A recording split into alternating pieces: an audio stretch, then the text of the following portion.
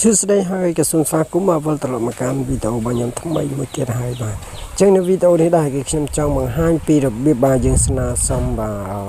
ข้าง Facebook ลำใบอ้อยเก๋บาชับตุ่มเละในบุตรตองบา set up เซ็งบาทูเซ็งในขนม Facebook บางอย่างบางจังฉันสมโจตการ Facebook แต่เราลำใบบางห้างจุ่มบางคนมาโจตการ Facebook จังเมาให้บางคนโจมอกลายนี่มาไหนบางลายโปรไฟล์เลยมาว่าปะตะเลยนังจังเมามาหยิบสโครจอดตะกรองบางเนี่ยทัดกันลายเนี่ยนี่ลายแตงปอคิวนี่ personal dashboard ทัดเลยนังจังเมาตัวที่หยิบสโครจอดตะกรองมาจังบางคนเนี่ยบางคนทัดกันลาย CR เลยกับบางลายทูเลยมาแต่ในเรือนเชียงบางลาย CR เลยมาปะเลยนังจังเมาบางตัวจอตะกรอบนี่บางปอนจังเวียงนี่วิมีทูเมนแอดออนเรียลบนนะอินสติมแอดนั่งsubscriptionจังสมสไนไปเลยทูอินสติมแอดนี่มาปะไปเลยนั่งบางจังก็เคยแต่นี่โดยซาจนกล้าจึงปะแต่นี่เต้เวลาไหลนี่วิมีนไหลแกงปอไหลตอนี่วิดาท่าI'm interested và dương pa tới bên là khơi pia sami chẳng mà này phải dây sami thay đi môi gọi dương pa chẳng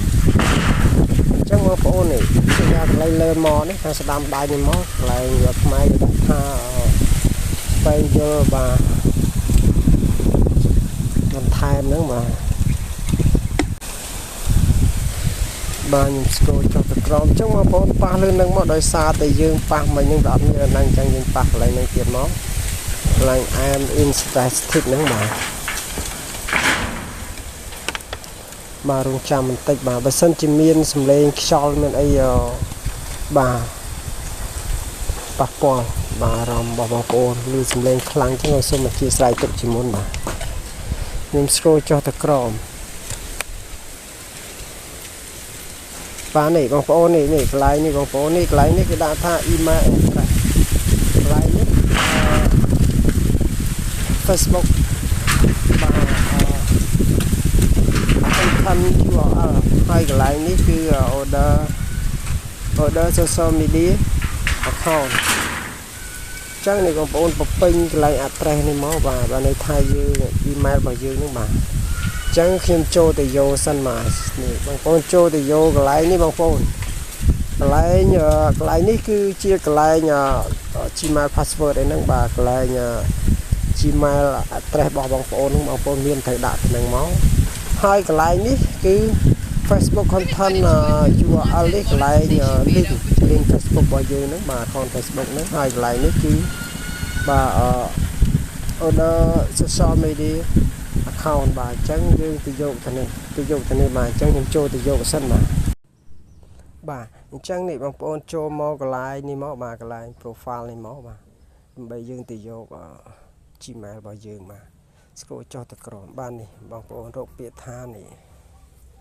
setting and privacy បងប្អូនប៉ះទៅលើនឹងអញ្ចឹងមកបន្ទាប់ទៀតបងប្អូននេះថាច់ទៅលើកន្លែង setting នេះបន្តទៀតមកបាទបន្ទាប់ទៀតនេះថាច់កន្លែងនេះទាំងពណ៌ Q នេះគេដាក់ថា see more account center បាទថាច់ទៅលើនឹងអញ្ចឹងមកបាទតបទៀតបងប្អូនរកពាក្យថានេះ personal detail នេះកន្លែងដែលខ្ញុំវាសហ្នឹងបាទអញ្ចឹងមកប៉ះលើនឹងអញ្ចឹងមកបាទបន្ទាប់ទៀតនេះបងប្អូនថាច់លើនឹងបន្តទៀតអញ្ចឹងក៏បានដែរបាទថាច់កន្លែងហ្នឹងមកណាបាទនៅកន្លែងហ្នឹងនេះប៉ះលើនេះទៀតក៏បានដែរបងប្អូននេះបាទនេះកន្លែងដែលយើងត្រូវយកបងប្អូននេះកន្លែង Gmail ហ្នឹងបាទនេះខ្ញុំបង្ហាញតាមហ្នឹងតែខ្ញុំលាក់ជា personal បាទខ្ញុំលាក់ហ្នឹងបងប្អូនធ្វើការដូចខ្ញុំដែលបានបង្ហាញបាទធ្វើតាមលំដាប់តាមលំដោយហ្នឹងមកបាទអញ្ចឹងបងប្អូនប្រកាសជាបានមកដល់កន្លែង Gmail នេះ password នេះបាទអញ្ចឹងយើងយកទៅបាទដាក់នៅស្នើសុំនៅក្នុងដែលខ្ញុំបានចេញមិញហ្នឹងបាទអញ្ចឹងយើងចូលទៅកាន់នោះវិញបាទអញ្ចឹងខ្ញុំទៅយកបានហើយអញ្ចឹងខ្ញុំផាសឬក៏បិទភ្ជាប់ទៅនេះតែម្ដងបងប្អូនបាទនេះ បិទភ្ជាប់តែម្ដងបាទនេះកន្លែង email address បាទអញ្ចឹងយើងមាន email address យើងដាក់នេះបងប្អូនយើងដាក់ Gmail password របស់យើង Facebook បាទហើយកន្លែងនេះ link URL បានន័យថាកន្លែងកន្លែង link Facebook របស់យើងបងប្អូនអញ្ចឹងខ្ញុំចូលទៅយកហើយទៅបង្ហាញបងប្អូនបាទនេះបងប្អូនចូលមកកន្លែង profile នេះមកបាទដើម្បីយើងចូលទៅ copy link បាទ URL បាទជា link របស់ Facebook ហ្នឹងបាទបងប្អូនថែមមកកន្លែងនេះចុច3នេះខាងស្នាមដៃហ្នឹងបាទហ្នឹងកន្លែងខ្ញុំវាសហ្នឹងបាទប៉ះលើហ្នឹងអញ្ចឹងមក scroll ចុះទៅក្រោមនេះបងប្អូនហ្នឹងកន្លែងនេះ link account Facebook របស់យើងបងប្អូនថាច់លើហ្នឹងមក copy link មកបាទអញ្ចឹងបន្ទាប់ពីយើង copy ហើយយើងយកទៅផាសកន្លែងយើងហ្នឹងបាទកន្លែងដែលយើងធ្វើការហ្នឹងបាទអញ្ចឹងខ្ញុំយកបានហើយខ្ញុំផាសទៅនេះបាទអញ្ចឹងកន្លែងនេះខ្ញុំធ្វើការដាក់ចូលនេះដែលខ្ញុំទៅយកខ្ញុំបង្ហាញបងប្អូនហ្នឹងបាទនេះជា link URL ហ្នឹងបាទកន្លែងនេះគឺយើងយកកន្លែងនេះដដែលក៏បានដែរបងប្អូននេះកន្លែង Gmail address យើងយកពីហ្នឹងមក copy ដាក់ទៅនេះមកបាទ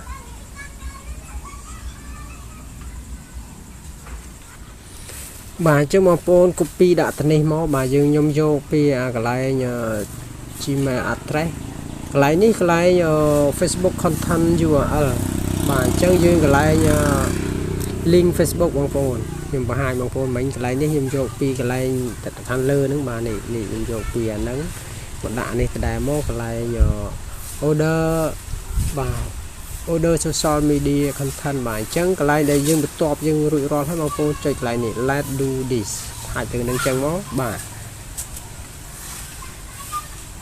ទយើងបន្ទាប់ទៀតបងប្អូននេះគឺដាក់នៅ from submit successfully នេះអញ្ចឹងយើងចុចពាក្យថា OK មកបងប្អូនបាទយើងរួចមួយវិវៈហើយបាទចូលទៅកាន់នេះបងប្អូនចូលទៅកាន់កន្លែងនេះវិញបងប្អូនចូលទៅកន្លែងនេះបងប្អូនតទៀតនេះបងប្អូនយើងបងប្អូនscreenshot យកទៅនេះមួយមកបងប្អូនចេះហើយបាទ screenshot បងប្អូនចុចប៊ូតុងដកហើយនេះអាប៊ូតុងដកមានបូកមិនដកអាក្រមហើយចុចអាប៊ូតុង power នេះមានសងខាងនេះបងប្អូនចុចចឹងមកបាទនេះបងប្អូនហ្នឹងវាលោតទៅហ្នឹងបងប្អូនវាលោតទៅហ្នឹងមិញហ្នឹងបាទអញ្ចឹងបន្ទាប់ទៀតយើងថយមកបងប្អូនខ្ញុំបែកទៅក្រោយចេះមកបាទថាច់ទៅលើនេះមកកន្លែង profile នេះបាទកន្លែង profile ហ្នឹងឬមួយក៏ត្រី3វាសិនអត់មាន profile បាទខ្ញុំជាស្រ័យ scroll ចុះបាទនេះបងប្អូន scroll ចុះទៅក្រោមបងប្អូនរកពាក្យថានេះ hello ឲ្យសូមជាស្រ័យhelp and support បាទនេះកន្លែងហ្នឹងហើយនេះបងប្អូនប៉ះអញ្ចឹងដំបូងនឹងចេះបាទអញ្ចឹងបងប្អូនប៉ះកន្លែងនេះអញ្ចឹងមកបាទ help and support អញ្ចឹងប៉ះអញ្ចឹងមកបាទរោបឺពាក្យនេះបងប្អូនហើយបងប្អូនចូលកន្លែងនេះសិនមកនេះ support inbox នេះប៉ះទៅលើនឹងសិនអញ្ចឹងមកបាទបងប្អូនចូលកន្លែងនេះ support about order នេះយើងប៉ះលើនឹងវាគ្រីសពណ៌បៃតងអញ្ចឹងបានន័យថាaccount Facebook របស់យើងអត់មានជាប់អីទេបាទកន្លែងនេះទៀតបាទកន្លែងយក alert បាទន័យថាវាកន្លែងវាបង្ហាញយើងបាទបើសិនជាជាប់វាបង្ហាញនៅលើហ្នឹងបាទ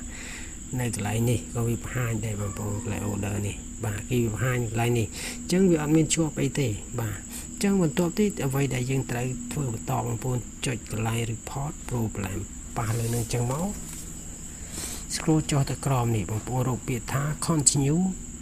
to report a problem ប៉ះលើនឹងអញ្ចឹងមកបា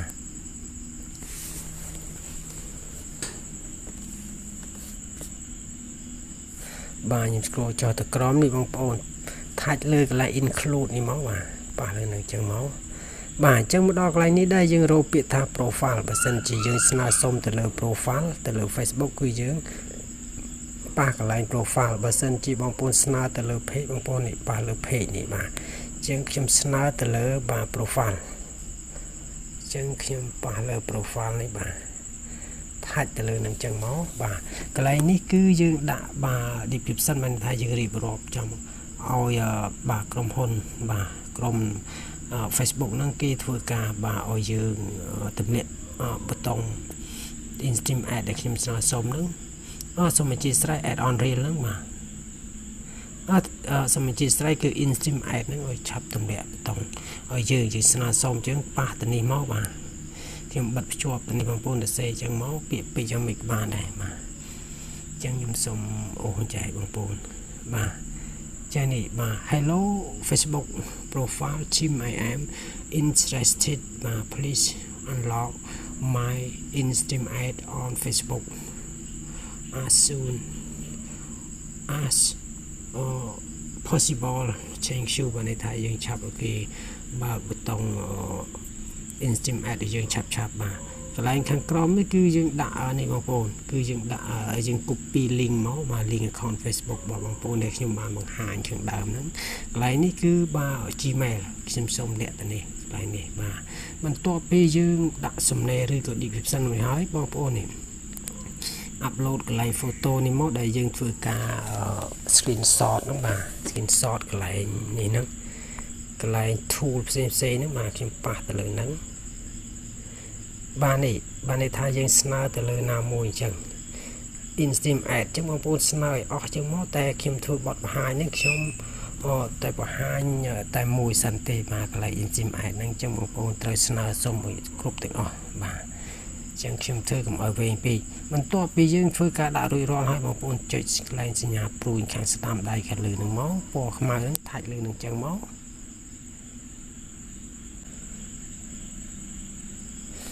បាទរួចរាល់ហើយបងប្អូនរួចរាល់ហើយបាទអញ្ចឹងយើងធ្វើការរួចរាល់ហើយយើងគ្រាន់តែយើងរងចាំបាទអញ្ចឹងរយៈពេលបាទ24ម៉ោងអីយើងធ្វើការរងចាំវាអាសាឆែកមើលបាទអញ្ចឹងយើងដើម្បីជាភាពជោគជ័យទាំងអស់គ្នាយើងព្យាយាមទាំងអស់គ្នាណាបងប្អូនបាទមិនមែនថាខ្ញុំធ្វើទៅប្រកាសថាបានជោគជ័យភ្លាមនៅឡើយទេអញ្ចឹងយើងមានតែធ្វើការស្នើសុំជាបន្តទៀតបើសិនជាស្នើមិនទាន់បានអញ្ចឹងបងប្អូនបាទរបៀបនៃការស្នើសុំបាទឲ្យក្រុមហ៊ុន Facebook ហ្នឹងគេទម្លាក់បាទប៊ូតុង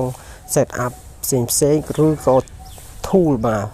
ដែលមាននៅក្នុង Facebook ដែលខ្ញុំបានបង្ហាញហ្នឹងបាទអញ្ចឹងវីដេអូរបស់ខ្ញុំគឺមានតែប៉ុណ្្នឹងទេបាទមុននឹងបងប្អូនចុចបិទក៏សូមឲ្យបងប្អូនបាទជួយចុច like subscribe និងរូបកណ្ដឹងមួយផងបាទនិងជួយចុច like follow page របស់ខ្ញុំមួយផងដែលខ្ញុំដាក់នៅក្រោម description បាទវីដេអូរបស់ខ្ញុំគឺមានតែប៉ុណ្្នឹងទេបាទក៏សូមអរគុណនិងគោរពលាបាទ